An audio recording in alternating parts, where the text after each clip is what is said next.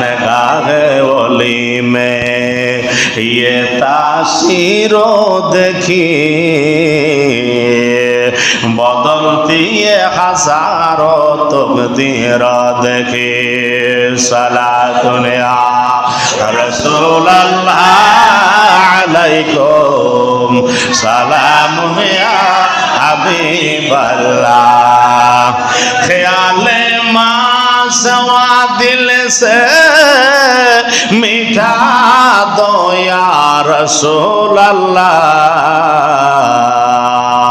हिजाबे जुल्मत बशरी उठा दो या रसूल अल्लाह सलातुन या रसूल अल्लाह अलैकुम हबीब अल्लाह अलैकुम सल्लल्लाहु अलैहि वसल्लम। আলহামদুলিল্লাহ, মহান আল্লাহ পাক রব্বুল আলামিনের দরবারে অসংখ্য শুকরিয়া যে মহান আল্লাহ তাআলা আমাদের মতো এই গুনাহগার গোলামদেরকে পৃথিবীর সমস্ত কর্ম থেকে উন্মুক্ত করে, সমস্ত ব্যবসা বাণিজ্য কাজকর্ম থেকে হেফাজত করে, ব্যস্ততা থেকে মুক্ত করে আল্লাহর নিজ দায়িত্বে আল্লাহ আমাদেরকে তার ঘরে আসার, ইবাদত করার, নবী পাকের উপর শানে আজমতের দরুদ শরীফ পড়ার আল্লাহ আমাদেরকে যে সুযোগ দিয়েছেন, সকলে মহাব্বতে একবার করি আলহামদুলিল্লাহ।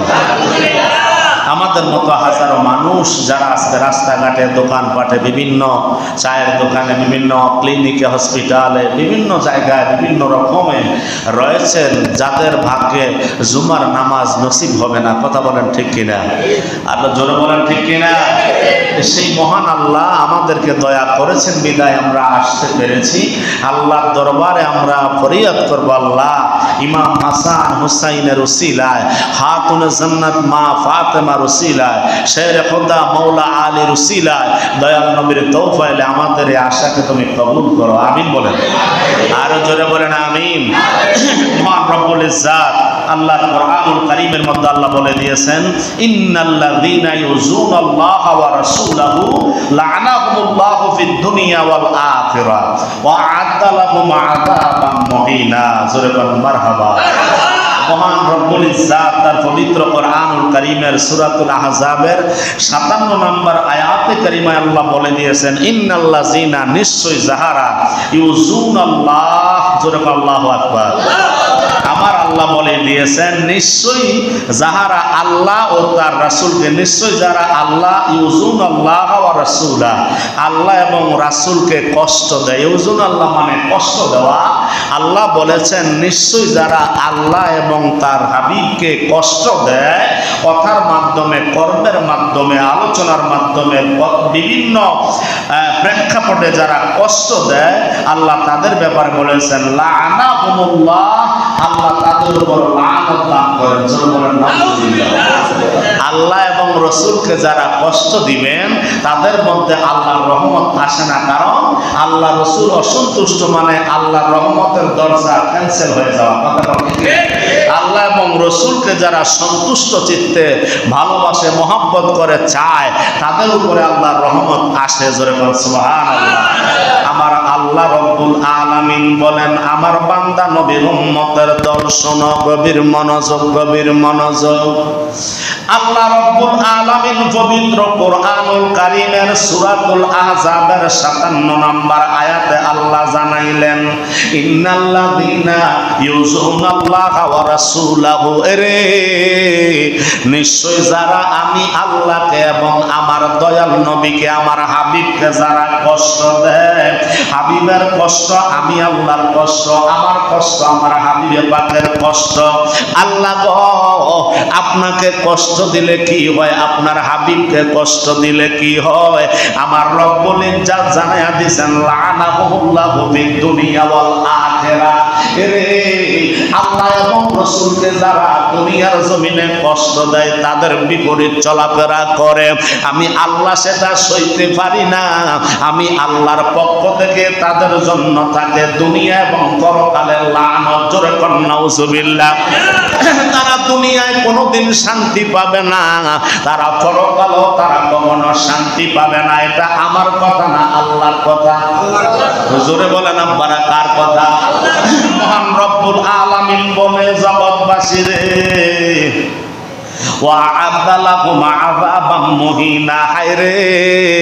তাদের জন্য এমন কষ্টদায়ক যন্ত্রণাদায়ক শাস্তির ব্যবস্থাপনা আমি আল্লাহ রব্বুল আলামিন রেখে দিয়েছি, যেই শাস্তি তারা কখনো খণ্ডাইতে পারবে না, যেই শাস্তি তারা কখনো অবরোধ করতে পারবে না। এই কোরআনে কারিমের আয়াত দ্বারা আমরা বুঝতে পারলাম আল্লাহ আমাদেরকে পৃথিবীর জমিনে পাঠাইছেন আল্লাহর ইবাদতের জন্য। আল্লাহ আমাদেরকে পৃথিবীর জমিনে পাঠিয়েছেন আল্লাহকে ভালোবাসার জন্য। আল্লাহ আমাদেরকে পৃথিবীর জমিনে পাঠিয়েছেন আল্লাহর হাবিবে পাককে মহব্বত করা, ভালোবাসার জন্য। কথা বলেন ঠিক কিনা? কিন্তু আল্লাহর মহব্বত, হাবিবে পাকের মহব্বতের বাহিরে যদি আমরা চলাফেরা করি, আমাদের কর্মটা যদি হয়, আমার আল্লাহ কয় না না না, সেটা আমি সইতে পারি না। যার কারণে আমি আল্লাহ তোমাদের উপরে অভিশাপ দিয়ে থাকি, লানত দিয়ে থাকি, গজব দিয়ে থাকি। এটা শুধু দুনিয়ায় না, ওয়াল আখিরা এবং পরকালও তোমাদের জন্য জাহান্নাম। জোরে জোরে বলা নাউজুবিল্লাহ। এরে ওয়া'আদা লাহুম আযাবাম মুহিনা, আমার আল্লাহ বলে এমন পীড়াদায়ক লাঞ্ছনাদায়ক শাস্তির ব্যবস্থা আমি আল্লাহ করে রেখেছি, যেই শাস্তির ভিতরে পৃথিবীর মানুষ যদি কোনোদিন জানতো, পৃথিবীর মানুষ যদি কোনোদিন দেখতো, পৃথিবীর মানুষ যদি কোনোদিন বুঝতো যে কবরের ভিতরে যে আযাব আলোক রয়েছে, কবরের ভিতরে যে আল্লাহর যে কঠিন ব্যবস্থাপনা রয়েছে, তাহলে কখনো আল্লাহ এবং রাসূলের বিমতি হইতো না। কথা কোন ঠিক না বেঠে? হে আমার জ্ঞানী গুণী ভাই বাবারা, আমার আল্লাহ রব্বুল আলামিনের পেয়ারা হাবিব রহমতাল লিল আলামিনকে কষ্ট দেওয়া আমার আল্লাহ সইতে পারে না। আল্লাহর হাবিবে পাকের আহলে বায়াতকে কষ্ট দেওয়া আমার আল্লাহ সইতে পারে না, এবং আউলিয়ায়ে কেরামদেরকে কষ্ট দেওয়া আমার আল্লাহ সইতে পারে না। যারা মুমিন হয়েছে, নবীর প্রেমিক হয়ে গেছে, তাদেরকে কষ্ট দেওয়া আমার আল্লাহ সহ্য করতে পারে না। যদি তাদেরকে কষ্ট দাও, আমার আল্লাহ কয় আমি আল্লাহ কষ্ট পাই, আর আমি আল্লাহ তোমাদের সাথে যুদ্ধের আহ্বান করি। জোরে জোরে কোন আল্লাহু আকবার। আমার দয়াল নবী রহমাতাল লিল আলামিনের জলিল কদর সাহাবী হযরতে আব্দুল্লাহ ইবনে আব্বাস রাদিয়াল্লাহু তাআলা আনহু থেকে হাদিস খানা বর্ণিত। আল্লাহর হাবিবের জলিল কদর সাহাবী আব্দুল্লাহ ইবনে আব্বাস রাদিয়াল্লাহু তাআলা আনহু বর্ণনা করে, আমার দয়াল নবী রহমাতাল লিল আলামিন বলে দিয়েছেন, কি বলে দিয়েছেন? আমার নবী কয়, উম্মত রে, কেউ যদি কাবার হাতিমের মধ্যে, জোরে বলেন কিসের মধ্যে? কাবা শরীফের হাতিমের ভিতরে কেউ যদি নামাজ আদায় করে, হজ করে, রোজা করে, ওই জায়গায় অবস্থান করিয়া কাবা শরীফের ইমামতিও যদি করে, কাবা শরীফের ওই মক্কার হাতিমের ভিতরে, কাবার হাতিমে মাকামে ইব্রাহিমের ভিতরে ওইখানে অবস্থান করলো, মুসাফির অবস্থায় আছে, আর যেইভাবে থাকুক না কেন, ওই জায়গায় থাকিয়া থাকিয়া যদি ইবাদত করে, বন্দেগী করে, মুরাকাবা করে, রিয়াজত করে, ইবাদত করে, হজ করে, যাকাত দেয়, কিন্তু না রে না, আমার আল্লাহ কয় তোমার এই আমল, তোমার এই ইবাদত, তোমার এই রোজা, তোমার এই সমস্ত বন্দেগী আল্লাহর দরবারে কবুল হবে না। ইয়া রাসূলুল্লাহ, ইয়া হাবিবাল্লাহ, নবী গো, জানতাম চাই কেন কবুল হবে না? আমার দয়াল নবী কয়, উম্মতের দল ইল্লা মুমিন। আমার দয়াল নবী বলে, ও উম্মতের দল শোনো, এই জন্য কবুল হবে না রে, কারণ তারা আমার আহলে বায়াতকে কষ্ট দিয়েছে, আমার আহলে বায়াতের সাথে খারাপ ব্যবহার করেছে। জোরে জোরে কন্যা নাউজুবিল্লাহ। হে আমার মুমিন বান্দারা, আল্লাহর নবীর উম্মতেরা শোনো, আমার আল্লাহর হাবিব বলতেছে উম্মতের দল, আমার আহলে বায়াতকে যারা কষ্ট দিয়ে কাবা শরীফের ইমামতিও যদি করে মরণ পর্যন্ত, এই ইমামতি হবে না, নিজ জাহান্নামী মুসল্লিদেরকেও জাহান্নামী বানাইব। কথা কোন ঠিক না বেড়ে? এই হাদিসে মোবারক থেকে আমরা বুঝতে পারলাম আমার দয়াল নবী কয়, আমার আহলে বায়াতকে আমি দয়াল নবী মোহাব্বত করি আর আল্লাহ আমাকে মোহাব্বত করে। তাইলে একটা রশির ভিতরে একটা তসবির সরার মধ্যে 100টা সরা 100টা কোটা আছে। কথা বলেন ঠিক কি না? এই 100টা কোটার ভিতরে একটা জায়গা দিয়ে যদি আপনার কেটে দেওয়া হয় আর এক মাথা হাতের মধ্যে থাকে, বাকিগুলা কি থাকে না পড়ে যায়? আমার দয়াল নবী কয় একটা সেইন কমান্ড অফ সেইন, একটা রুল। আমার দয়াল নবী কয় আল্লাহকে যারা ভালোবাসতে চাও, আল্লাহকে যারা মোহাব্বত করতে চাও, আমি দয়াল নবীরে মোহাব্বত করো, আমি দয়াল নবীরে ভালোবাসো। আর আমি দয়াল নবীরে ভালোবাসতে হইলে আমার আহলে বায়াত পাক পাঞ্জাতনকে ভালোবাসো। আমার পাক পাঞ্জাতনকে যারা ভালোবাসতে চাও, ওয়া উলিল আমরি মিনকুম, কোরআনে কারীমের মধ্যে আল্লাহ বলেন উলিল আমর মিনকুমের দ্বারা যারা ওলি আব্দাল গাউস কুতুব পীর পয়গম্বর দরবেশ যারা রয়েছে, এদেরকে তোমরা ভালোবাসবে, মোহাব্বত করবে। জোরে জোরে কোন মারহাবা। আর যদি এদের মনে কষ্ট দিয়া এই সিরিয়াল মেইনটেইন না কইরা যদি কাবার হাতিমে দাঁড়াও ইবাদত করো, বندگی করো, আল্লাহর কসম রে, আল্লাহর দরবারে সেটা কবুল হবে না। কথা কোন ঠিক না বেড়ে? আল্লাহর নবী কামলিওয়ালা রহমাতাল লিল আলামিন বলে, উম্মত রে, আমার আহলে বায়াতের মনে কষ্ট দেওয়া যাবে না, আমার আহলে বায়াতের মনে কষ্ট দেওয়া যাবে না, আঘাত দেওয়া যাবে না। ওই আহলে বায়াতকে কারবালার জমিনে যারা শাহাদাত বরণ করলো, 10 মুহররম শুক্রবারে গেছে রে বাবা, 10 মুহররম শুক্রবারে কারবালার জমিনে, কারবালার 2টা শিবির ছিল, শিবির মানে এক তাবু। ওই 2টা তাবু, একটা তাবু ছিল ইমাম হোসাইন কাফেলায়, আরেকটা তাবু ছিল 22,000 সৈন্য, আরেকটা তাবু ছিল 72 জন সৈন্য। যেই সৈন্যের ভিতরে ছিল ইমাম হোসাইন ছিল সরদার, আর যেই সৈন্যের ভিতরে ইবনে জিয়াদ ছিল সরদার। জোরে জোরে কন্যা আল্লাহু আকবার। আমার দয়াল নবী কামলিওয়ালা রহমাতাল লিল আলামিনের কলিজার টুকরা ইমাম হোসাইন ফজরের নামাজ পড়লো ইমাম হোসাইন কাফেলায়, আর এজিদার দলেরা তাদের কাফেলায় ফজরের নামাজ আদায় করছে। দাড়ি টুপি পাগড়ি জুব্বা সবকিছুই ছিল, কিন্তু এরপরে আমার দয়াল নবীর কলিজার ভিতরে ছুরি চালাইতেও দ্বিধাবোধ করে নাই। জোরে কোন কথা ঠিক কি না? আমার দয়াল ইমাম হুসাইন রাদিয়াল্লাহু তাআলা আনহু ফজরের নামাজের পর ডাক দিয়া কয়, জয়নব রে, ও আমার বোন জয়নব, তোমার আমি জানাইতে চাই, এমনি করে আমার আহলে বায়াত গুলা, আমার দয়াল নবীর আওলাদ রাসূলগুলা কারবালার জমিনে শাহাদাত বরণ হইতেছে গো, তোমরা আমারে বিদায় দাও। হঠাৎ করে জয়নাল আবেদিন অসুস্থ ছিল। জোরে বলেন আল্লাহু আকবার। হযরত ইমাম জয়নাল আবেদিন রাদিয়াল্লাহু তাআলা আনহু অসুস্থ, ওনার শরীরটা বেশি ভালো না। এইভাবে যখন নবীর আওলাদেরা শাহাদাত বরণ হইতেছে, এবার জয়নাল আবেদিন ডাক দিয়া কয়, আব্বা। জোরে কোন আল্লাহু আকবার। ইমাম জয়নাল আবেদিন ডাক দিয়া কয়, আমারে বিদায় দাও, আমারে বিদায় দাও, অসুস্থ শরীর নিয়ে কাফেরদের বিরুদ্ধে যুদ্ধ করব না, ইসলামের পক্ষে আমি থাকব, বাতিলের বিরুদ্ধে আমি উচ্চ কণ্ঠে যুদ্ধ করা আরম্ভ করব। ইমাম হোসেন বলতেছেন, না রে ইমাম জয়নাল, তুমি যদি চলে যাও নবীর বংশের ভিতরে আওলাদে রাসূল শেষ হয়ে যাইব। আল্লাহু আকবার।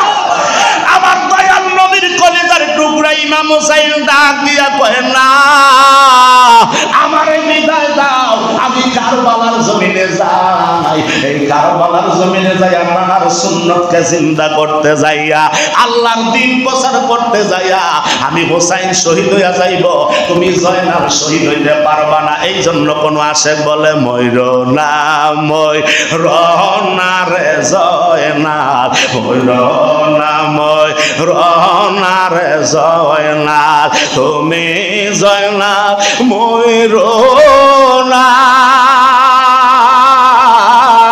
তুমি জয়নাল গেলে রে মারা, নবীর বংশ থাকবে না, তুমি জয়নাল গেলে রে মারা, নবীর বংশ থাকবে না।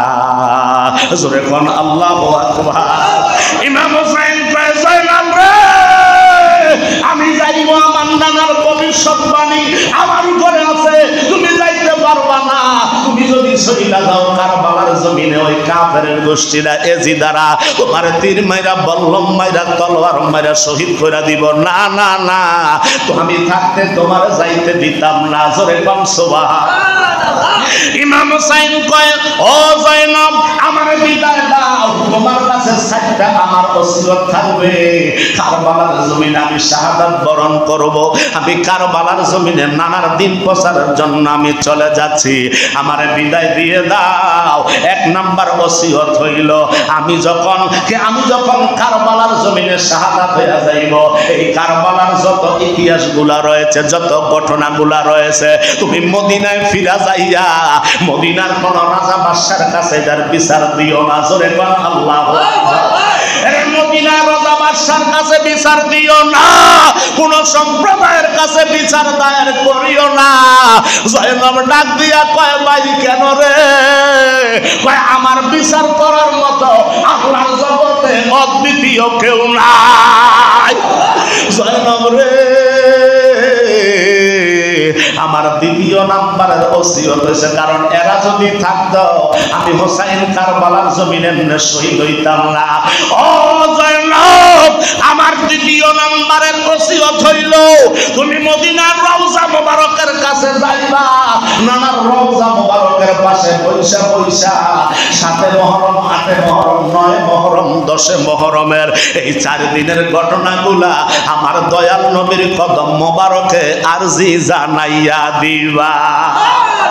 এবার ইমাম হোসাইন বলবে, আর তৃতীয় নাম্বারের আমার শর্ত হইল, ওসিয়ত হইল, কারবালার জমিনে আমার যখন কাফেরের গোষ্ঠীরা এদিকে মার্কা মুসলমানেরা ওই কুকুরের দল যখন আমার শহীদ করে দিব, আমার লাশটা সকিনারে দেখাইও না। আল্লাহু আকবার। আমার কলিজার টুকরা সকিনারে দেখাইও না, আমার কলিজার টুকরা জয়নালের দেখাইও না। কয় বাইরে কেন কেন কেন? কয় আমার লাশটা যদি তোমরা কারবালার জমিনে দেখো, এজিদা মার্কা মুসলমানেরা আমার শরীরের ভিতরে 179টা তীরের আঘাত করবো, 179টা তীর আমার শরীরটা ঝাঁঝরা হইয়া যাইব, আমার সবুজ রঙের পাগড়ি মোবারকটা লাল হইয়া যাইব, আমার সবুজ রঙের পোশাক মোবারকটা লাল হইয়া যাইব, আমার শরীরটারে উপরে দিয়া কাল্লাটা যখন আলাদা করে দিব, ওই খেলনাটা একদিকে থাকবো, সের মোবারকটা একদিকে থাকবো, আর বডি মোবারকটা অন্যদিকে থাকবো। শুধু এতটুকু করে তারা ক্ষান্ত হবে না। জোরে কর আল্লাহু আকবার। এতটুকু করে তারা ক্ষান্ত হবে না, তারা আরো নির্যাতন আমার বডির উপরে চালাইব। আমার বডিটার পাশে তারা একটা নয়, দুইটা নয়, 70টা ঘোড়া তারা তার করাইয়া দিব, একের পরে একটা সিরিয়াল দিব, আর আমার গলার উপরে দিয়া, গায়ের উপরে দিয়া, শরীর মোবারকের উপরে দিয়া তারা 70টা ঘোড়া আপ ডাউন করাইব। জোরে করা নাউজুবিল্লাহ।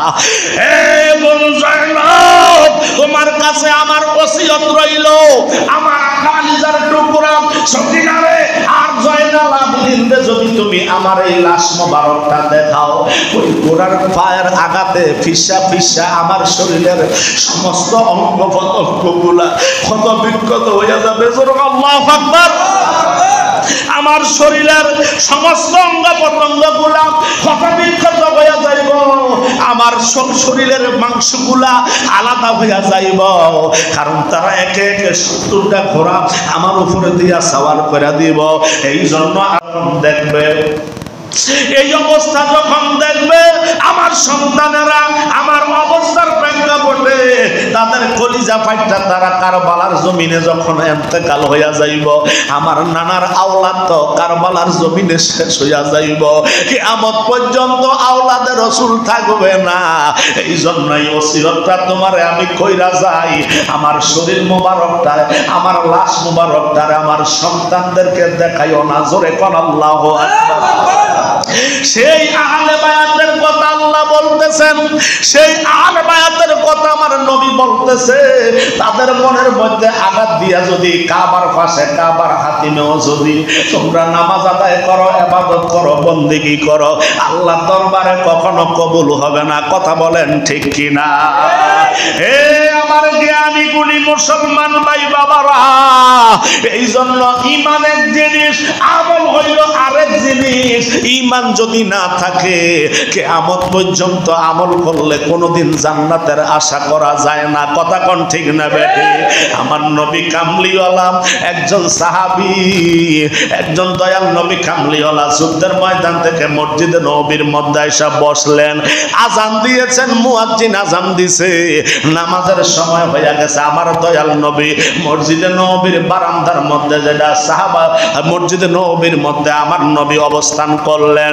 একজন সাহাবী আয়েশা নবীকে সালাম দিয়া, আসসালাম সালাম দিয়া ভিতরে ঢুইকা ওই ব্যক্তি সুন্নতের নিয়ত করে ভালাইছে। আমার নবী দেখলেন, জোরে কোন আল্লাহু আকবার। আমার নবী কামলিওয়ালা ডাক দিলেন, নাম ধরে ডাক দিলেন, হে উমর এদিকে আসো, কথা শুনো, তোমার সাথে কথা আছে। এবার ওই লোকটা, ওই সাহাবীটা কি করলেন, আমার নবীটাকে সারা না দিয়া সুন্নত নামাজ আদায় করার মধ্যে ব্যস্ত হয়ে গেলেন। আমার নবী কামলিওয়ালা কয়, সাহাবীর দল তারে ধরে নিয়ে আসো, জোরে কোন আল্লাহু আকবার। সাহাবীরা কয়, নবী গো সুন্নত পড়ে, সুন্নাত। আরে যেই সুন্নত যার জন্য পড়বি ওই নবী তোরে ডাকতেছে। ওই নবীর দাম বেশি না, সুন্নাতের দাম বেশি। আমার নবী কয়, তারা হত্যা করো, জবাই করো। সাথে সাথে হত্যা করলেন, জবাই করলেন। সাহাবীরা কয়, নবী গো এই তো নামাজের মধ্যে ছিল। আমার নবী কয়, আল্লাহ এবং রাসূল যদি মৃত ব্যক্তিকেও ডাক দেয়, ওই মৃত ব্যক্তিটা জীবন লইয়া নবীর ডাকে সাড়া দেওয়া ঈমানদারের উপরে ফরজ হইয়া যায়। এ সাহাবীর দল, তার গোশতগুলা টুকরা করো। এবার টুকরা টুকরা করার পরে দেখতেছে রে, তার গোশতের ভিতরে শুধু খালি কেরিম, যেইগুলা ময়লা যুক্ত, আবর্জনা যুক্ত, বিভিন্ন পোকামাকড় কিলবিল কিলবিল করতেছে। সাহাবীরা কয়, নবী গো এই অবস্থা কেন? আমার নবী কয়, তার যদিও সে দেখান সাহাবী ছিল, দেখানে সাহাবী ছিল, কিন্তু আসলে সে মূলত জাহান্নামে যাইতো। আমি নবী কামলিওয়ালা ঘটনাটা জানি, এই জন্য তারে শহীদ করে দিয়েছি, হত্যা করে দিয়া আমি তারে জান্নাতে পাঠাইয়া দিলাম। আমার নবী জীবন নিতে পারে, আমার নবী জীবন দিতে। কথা বলেন ঠিক কিনা? হযরত জাবের রাদিয়াল্লাহু তাআলা নূর দুই সন্তানের জীবন নিয়েছেন আল্লাহ, কিন্তু আমার নবী কয়, না হবে না, তোমার সন্তানদেরকে সারা খানা খাইতাম না। আল্লাহ কয়, বন্ধু খাইয়েন না, ওই নবীর নাম দয়া ডাক দিতে দেরি, দুই সন্তানের জীবন ফিরা পাইতে দেরি হইছে না। আওয়াজ করে কর ঠিক কিনা? এই জন্য আমার আল্লাহ বলে, লানাহুমুল্লাহু বিদ দুনিয়া ওয়াল আখিরা, দুনিয়া এবং পরকালে উভয় জাহানে তাদের জন্য অভিশাপ, তারা চির জাহান্নামী। অতএব আল্লাহ রাসূল যাকে মহব্বত করে সে জান্নাতি হইয়া যাইতে দেরি হয় না। কথা কোন ঠিক না বেডে? এ আমার জ্ঞানী গুণী ভাই বাবারা, এই জন্য নবীর কলিজার টুকরা ইমাম হুসাইন বলতেছে, ও জয়নাব আমার লাশটারে আমার সন্তানের দেখাইও না, কারণ তারা কলিজা ফাইটা এন্তেকাল হইয়া যাইব, শহীদ হইয়া যাইব। আওলাদে রাসূল কিয়ামত পর্যন্ত ইসলাম পৌঁছাইতে পারবে না। আমার জয়নাল আবেদিনের দেখাইও না, আমার সকিনারে দেখাইও না। এমন অবস্থায় আমার ওসিয়ত পালন করা কিন্তু ওয়াজিব। কথা কোন ঠিক না বেড়ে? কোন মানুষ যদি কোন মানুষকে ওসিয়ত করে যায়, ওই ওসিয়ত রক্ষা করা ওয়াজিব হয়ে যায়। কথা কোন ঠিক কিনা? আমার দয়াল নবীর কলেজার টুকরা ইমাম হোসেন রাদিয়াল্লাহু তাআলা আনহু বিদায় নিয়া চক্ষু মোবারকের পানি নিয়া কারবালার জমিনে চলে গেছে। লম্বা ইতিহাস। এবার কারবালার জমিনে 179টা তীরের আঘাত, 33টা তলোয়ারের আঘাত শরীর মোবারকে লইয়া, 21টা বল্লমের আঘাত, বর্ষার আঘাত নিয়া ইমাম হোসেন যখন এক পর্যায়ে জমিনে পড়ে গেছে, ওই প্রাচন্ড কুকুরটা আইসা ইমাম হোসেনের বুকের উপরে বসতে দেরি করে নাই। ইমাম হোসেন ডাক দিয়া কয়, কে তুমি? আমারে কষ্ট দিও না, আমার বুক থেকে নেমে যাও, আমার গলায় ছুরি চালাইও না। আল্লাহু আকবার। ইমাম হোসেন যখন এই কথা বললো, প্রচন্ড সীমার ওই কুকুরটা ডাক দিয়া কয়, আমার নাম হইল সীমার। ইমাম হোসেন কয়, আমার বিশ্বাস হয় না, তোমার জামাটা একটু সরাইয়া দাও বুক বা বুকের থেকে। ইমাম হোসেন কথাটা বলতে দেরি জামাটা সরাইয়া দিছে। এবার কাপড়টা যখন সরাইয়া দিছে, ইমাম হোসেন নানা কয় একটা ডাক দিছে। আল্লাহু আকবার। নানা কই একটা ডাক দিছে, নানা তোমার ভবিষ্যৎবাণী বাস্তব হচ্ছে, ডাক দিতে দেরি। আমার নবী কারবালার জমিনে হাজির হইতে দেরি করে না। ওরে তোমরা নি দেখাছ তারে সই, আমি যার প্রেমে কলঙ্কের বাগি, কন্যা আমি যার প্রেমে কলঙ্কের বাগি, তারে আমি পাব কই। তোমরা নি দেখাছ তারে সই। ও দয়াল রে বন্ধু আমার চিকন কালো, ও সে রূপ দেখাইয়া মন কারিল রে। আরে ও দয়াল রে, ওরে ওই রূপেতে মরণ ভালো। কি ভালো? ওরে ওই রূপেতে মরণ ভালো, কলঙ্কের হার গলায় লই। তোমরা নি দেখাছ তারে সই, তোমরা নি দেখাছ তারে সই। জোরে কোন আল্লাহু আকবার।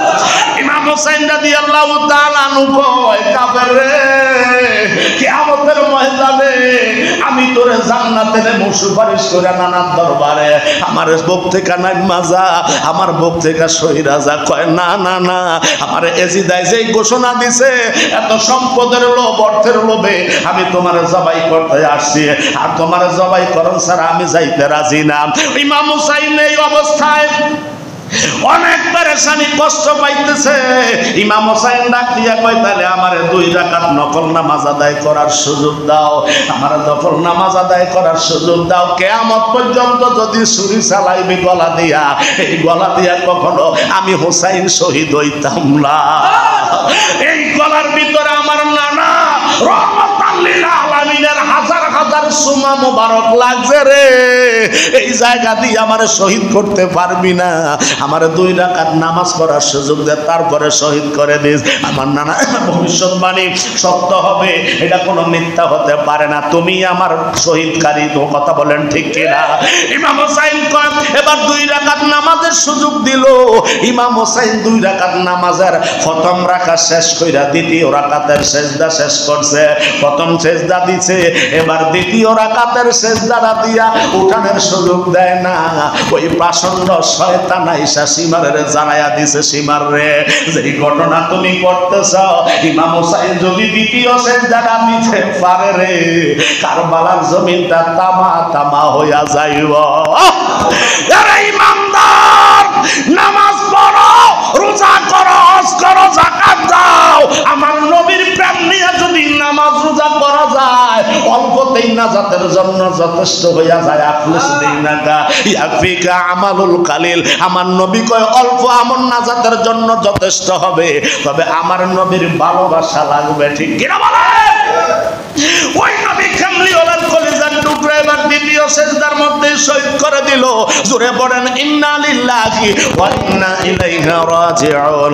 দেহ মোবারক একদিকে, খেলা মোবারক একদিকে, কাপাসন রশিবার সুর মোবারকের মধ্যে দইরা ইমাম হোসাইনের গলা মোবারক দিয়া টাঙ্গাইয়া খাড়ির মধ্যে ঢুকাইয়া নাচতে নাচতে চলে গেছে। জোরে কন্যা নাউজুবিল্লাহ।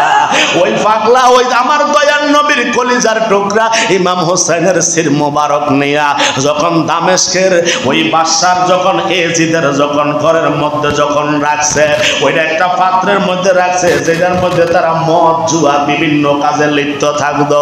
ওইখানে রাখার পরে ইবনে আব্বাস রাদিয়াল্লাহু তাআলা আনহু বলে, রে আমার দয়াল নবীর কলিজার টুকরা ইমাম হোসাইনের যে দাঁত মোবারক গুলা ছিল এত সুন্দর ছিল, এত সুন্দর ছিল, মসৃণ ছিল। ওই দাঁত মোবারকের মধ্যে এজিদার হাতের মধ্যে যে লাঠি ছিল, ছড়ি ছিল, ওই দাঁতের মধ্যে গুতায়া গুতায়া আঘাত করতো আর বলতো, হোসাইন রে দেখো আমরা যে বদরের যুদ্ধে আমার আব্বা শহীদ হয়েছে, বদরের যুদ্ধের ঘটনা আমাদের আমি বলি নাই রে, ওই বদরের যুদ্ধের প্রতিশোধ নিতে যাই আজকে তোমার শহীদ করে দিছি। জোরে কি বলবেন না নাউজুবিল্লাহ? তাহলে নামাজ পড়েছিল, কথা সত্য কথা কোন ঠিক কিনা? নামাজি ছিল, রোজাদার ছিল, কিন্তু ঈমান ছিল না। এটা ছিল রূপের দেখানো, রূপের অঙ্গে মর্জিনার জি কাপড় উল্টাইলে দেখবি জন্মের আলী কি। কথা কোন ঠিক না বেঠে? আমরা সোচ্চার হতে হবে, হুঁশিয়ার হয়ে যাব। আমরা আহলে সুন্নাত ওয়াল জামাতের মানুষ বাবা, যারা নবীকে মহব্বত করেন, এই কোরআন এবং হাদিসকে যারা ভালোবাসেন, আমার নবীর প্রেম ভালোবাসা যাদের অন্তরে থাকবে, প্রত্যেকটা এলাকায় কিন্তু প্রত্যেকটা মানুষের নিজ দায়িত্বে বর্তমান প্রেক্ষাপটে নিজ দায়িত্বে সোচ্চার হয়ে যেতে হবে। কথা বলেন ঠিক কিনা? কারণ ওলি আল্লাহদের মহব্বত করলে নবীর আহলে বায়াত ভালোবাসা হয়, নবীর ভালোবাসা হয়, আল্লাহর ভালোবাসা হয়। ওই ওলি আল্লাহদের মাজার যারা ভাঙতে যায়, ওলি আল্লাহদের মাজারে যারা আঘাত করতে যায়, এদেরকে কিন্তু আল্লাহ ছাড় দিবেন না। কথা বলেন ঠিক কিনা? তো আমরা প্রত্যেকটা অঞ্চল থেকে যে যেই অবস্থানে আছি ওই অবস্থান থেকে সোচ্চার হয়ে দাঁড়াইতে হবে। যারা ওলি আল্লাহ, ওলি বিদ্বেষী, নবী বিদ্বেষী, রাসূল বিদ্বেষী, এদের বিরুদ্ধে রুখে দাঁড়ানোর শক্তি আমাদের আছে না নাই? দুই হাত তুলে আল্লাহকে দেখাই, নারায়ে তাকবীর, নারায়ে রিসালাত, নারায়ে গাউসিয়া, আহলে সুন্নাত ওয়াল জামাত, নারায়ে পাক পাঞ্জাত। আল্লাহ